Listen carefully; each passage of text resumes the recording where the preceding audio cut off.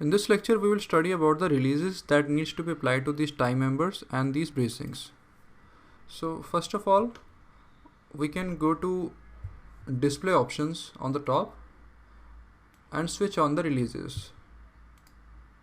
Go to object assignments and there is an option here, end releases. Left click on apply and close.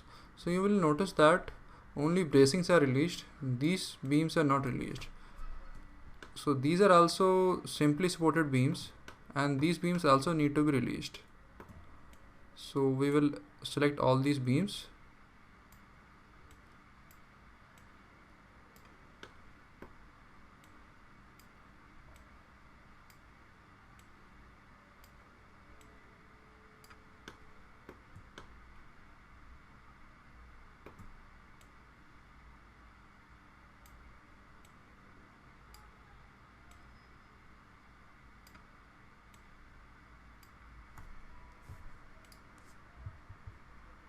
Go to assign frame releases partial fixity.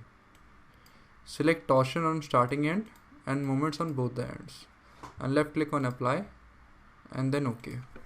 So now we have assigned correct releases to all the tie members and bracings.